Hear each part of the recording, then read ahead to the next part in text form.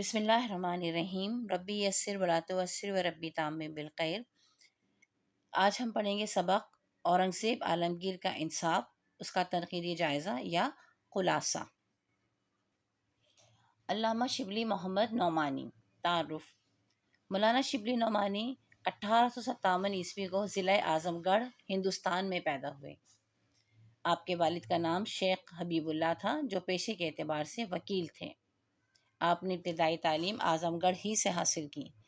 فقہ کی تعلیم رامپور میں جناب ارشاد حسین رامپوری سے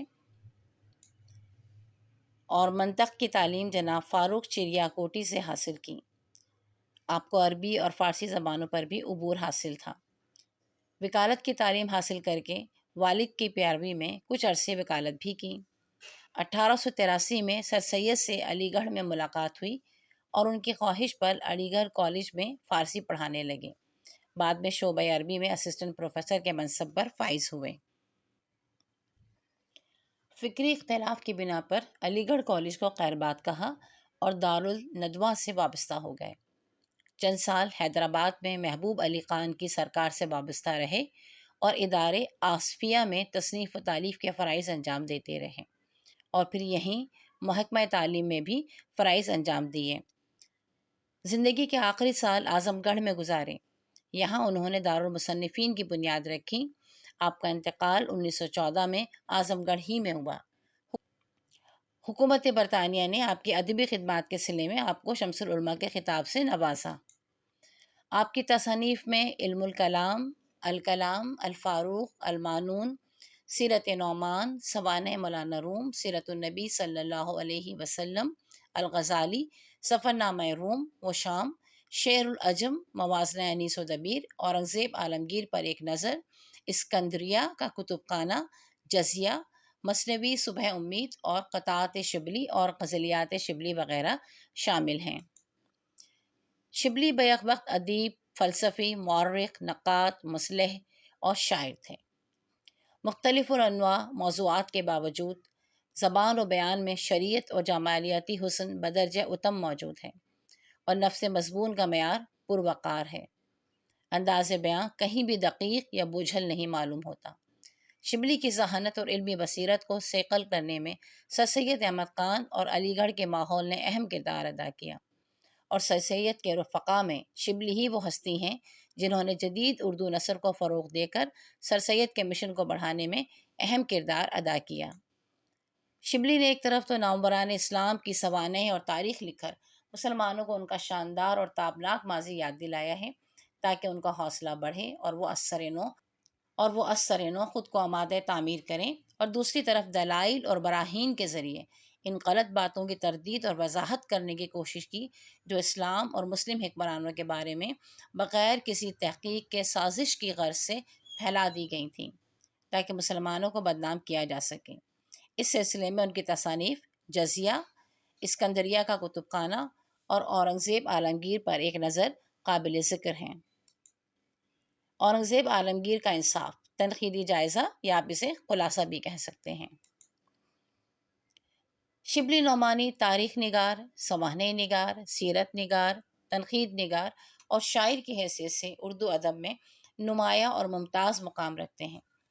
انہوں نے جہاں سیرت النبی صلی اللہ علیہ وسلم، الفاروق اور سیرت نعمان جیسی کتابیں لکھی ہیں، وہیں ایسی شخصیات اور موضوعات پر بھی قلم اٹھایا ہے جن کے بارے میں غلط باتوں کو رواج دے کر اسلام اور ان ہستیوں کو بدنام کرنے کی کوشش کی گئی، جن میں مغل بادشاہ اورنگزیب عالمگیر بھی شامل ہیں۔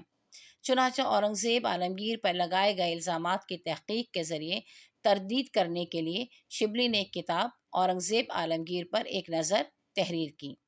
نصاب میں شامل سبق اورنگزیب عالمگیر کا انصاف اسی کتاب سے ماخوذ ہے۔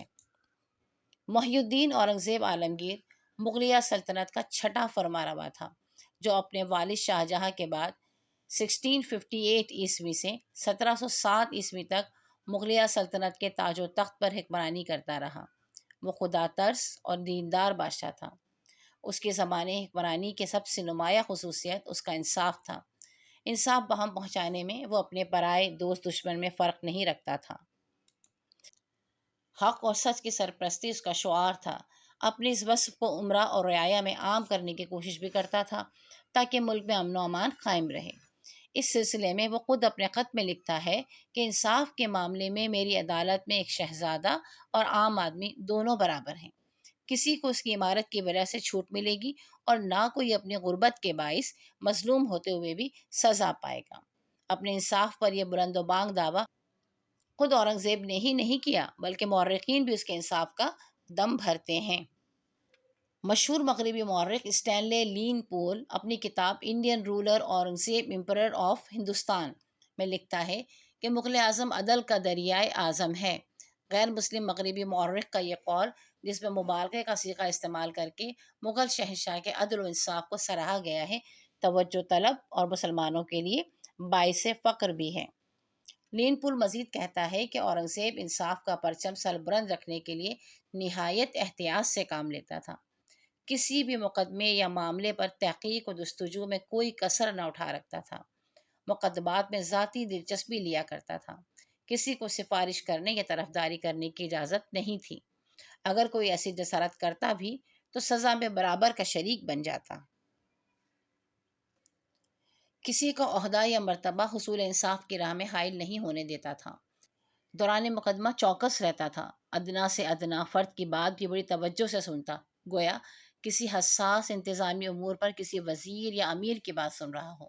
لین پول کا یہ بیان بدخواہوں کی جانب سے اورنگزیب عالمگیر پر لگائے گئے ہر الزام کو بے بنیاد اور غلط ثابت کرتے ہیں، کیونکہ جب ایک بادشاہ کے عہدی حکومت میں مساوات اور انصاف کا اس قدر اہتمام و انتظام تھا اور سادگی اور دینداری جس کا شعار نہ تھا، تو وہ کیوں کر اسلامی اقدار کو پامال کر سکتا ہے؟ اورنگزیب چونکہ نیک اور عادل بادشاہ تھا، وہ رعایا کی بھلائی و خدمت کو اپنی زندگی کا مقصد اور حصول راحت کا ذریعہ سمجھتا تھا۔ اس لیے وہ سلطنت کی شان و شوکت، جاہ و جلال اور عیش و آرام کو خاطر میں نہیں لاتا تھا۔ اس کے نزدیک یہ چیزیں بے معنی تھیں۔ ایمانداری اور دیانتداری کا یہ عالم تھا کہ وہ ہندوستان کا فرما رواں ہو کر بھی وہ ٹوپیاں سی کر گزر بسر کرتا تھا۔ جانتا تھا کہ اللہ کی رضا اسی میں ہے کہ اس کے بندوں کی خدمت کی جائے۔ یہی وجہ ہے کہ وہ بڑھاپے کی عمر کو پہنچ کر بھی رعایا کی فریاد خود سنا کرتا، ان کی درخواستیں خود پڑھ کر ان پر احکام تحریر کرتا۔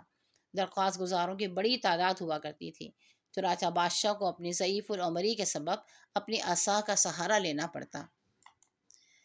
اس سلسلے میں شبلی نے اس مضمون میں ایک اور مغربی مورخ جیلی کا بیان منقول کیا ہے۔ وہ کہتا ہے کہ میں نے اورنگزیب کو 78 برس کی عمر میں دیکھا۔ وہ ضعیف العمری کے باوجود رعایا کی فریاد اور معاملات خود بڑی توجہ اور انہماک سے دیکھ اور سن رہا تھا۔ وہ سفید رنگ کا سادہ لباس پہنے ہوئے تھا، اس کی پگڑی میں ایک ہیرا ٹکا ہوا تھا۔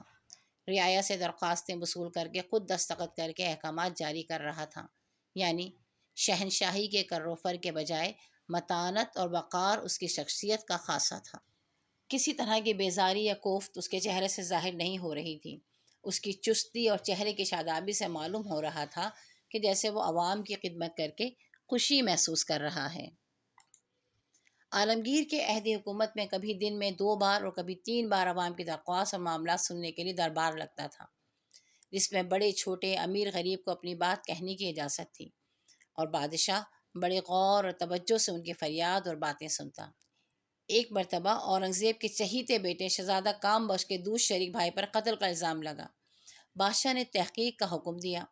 شہزادہ کام بخش اپنے اس بھائی سے بڑی محبت کرتا تھا اور ہر وقت اسے اپنے ساتھ رکھتا تھا۔ چنانچہ جب اس پر قتل کا مقدمہ چلا تو اس نے اپنے اس بھائی کی طرفداری کی اور چاہا کہ اسے سزا سے بچا لے۔ جب اورنگزیب کو اس کی خبر ہوئی تو اس نے شہزادے کو دربار میں حاضر ہونے کا حکم دیا۔ شہزادہ کام بخش اپنے ساتھ اپنے دوسرے شریک بھائی کو بھی لے آیا، کیونکہ وہ اسے خود سے جدا نہیں کرتا تھا۔ شہزادے کے اس طرز عمل پر اورنگزیب نے حکم دیا کہ شہزادے کو بھی مجرم کے ساتھ قید خانے میں ڈال دیا جائے، کیونکہ وہ انصاف کی راہ میں حائل ہو کر عدل کو نقصان پہنچانے کا باعث بن رہا ہے۔ انصاف میں مساوات کو ترجیح دے کر ہی انصاف کا بول بالا کیا جا سکتا تھا، اور اورنگزیب نے ایسا کر دکھایا، اور اس انصاف کی بدولت وہ تقریباً 60 سال تک ہندوستان پر بڑی شان سے حکومت کرتا رہا۔ اسی مضمون میں آگے چل کر شبلی نے اورنگزیب کی رعایا پروری اور مساوات کا ایک اور واقعہ تاریخ کے اوراق سے منتخب کر کے قلم بند کیا ہے۔ ایک مرتبہ اورنگزیب نے ملک انتظام و انصرام کے لیے دہلی سے حسن ابدال کا سفر کیا۔ بیگمات اور شہزادے بھی ہمراہ تھے۔ جس باغ میں شاہی قافلے نے پڑاؤ کیا، وہاں ایک بڑھیا اپنے بچوں کے ساتھ رہتی تھی۔ اس کی پنچکی باغ کے نہر سے آنے والے پانی سے چلتی تھی۔ شاہی نوکروں نے بادشاہ کی آمد کی وجہ سے پانی روک دیا تو بڑھیا کی پنچکی بند ہو گئی، جس پر اس کا گزر بسر تھا۔ اورنگزیب کو معلوم ہوا تو اسے بڑی تکلیف اور شرمندگی ہوئی کہ اس کی وجہ سے ایک نادار اور غریب گھرانے کو تکلیف ہوئی۔ رات کا وقت تھا، چنانچہ فوراً خادم کے ذریعے ہرجانہ بھیجا اور معافی بھی چاہی، مگر احساس ندامت نے اسے مضطرب رکھا۔ چنانچہ صبح ہوتے ہی پالکی بھیج کر بڑھیا کو بلوا کر بیگمات کے پاس بھیجا۔ انہوں نے بھی اس عورت کو زر و جواہر سے نوازا اور بڑھیا کی بیٹیوں کی شادی کے لیے 2000 روپے بھی دیے۔ 2 روز بعد پھر بڑھیا کو بلوایا۔ اب کے بادشاہ کے ایما پر شہزادوں نے بھی بڑھیا کو اپنی طرف سے انعام و اکرام سے نوازا اور خوب پیسے برسائے۔ بادشاہ کی 2-4 دنوں کی التفات نے بڑھیا کی غربت کا خاتمہ کر دیا اور اس کا شمار امیروں میں ہونے لگا۔ اورنگزیب کے اس عمل سے ظاہر ہوتا ہے کہ وہ نہ صرف خود انصاف پرور تھا، بلکہ بیگمات اور شہزادوں اور شہزادیوں کی بھی تربیت اسی طرح کرتا تھا۔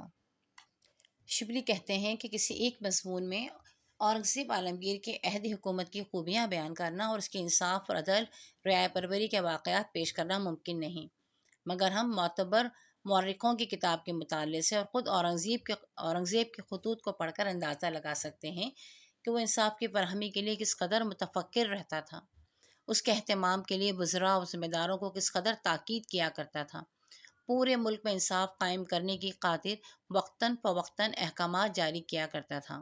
اسے علم تھا کہ ملک میں مساوات اور انصاف کے بغیر ملک کا نظم و نسق چلانا اور امن و امان قائم کرنا ممکن نہیں۔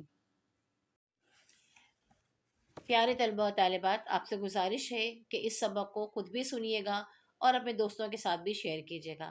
خاص کر اس سبق کی جو مطالعہ کیا گیا ہے، جو بلند خوانی کی گئی ہے، اس کی وجہ یہ ہے کہ جو ہمارے ایسے طالب علم جو دیکھ کر نہیں پڑھ سکتے ہیں، ان کی مدد ہو۔